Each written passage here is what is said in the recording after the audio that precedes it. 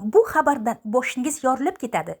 Har bir davlat nafaqat o'z quruqlik chegarasini, balki dengiz chegarasini ham himoya qilishini bilarmidingiz? Ha, buning qonun-qoidalari bor.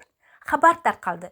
Isroil o'zining hududiy suvlari orqali o'tayotgan flotilani to'xtatdi va butun dunyo portladi. Gap shundaki, xalqaro huquqqa ko'ra har bir davlatning o'z hududiy suvlari bor.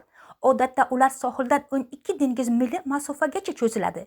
Shu hududlarda davlat suverenitetga ega bo'ladi, ya'ni kim kira olishi va kim chiqa olishini nazorat qiladi. Ayniqsa urush vaqtida davlatlar o'ta hushyor bo'ladi.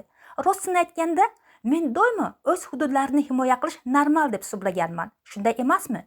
Bu voqeaning antiqaligi yana shundan iboratki, harbiylar kemalarni tekshirganlarida hech qanday gumanitar yordam yuki topilmadi.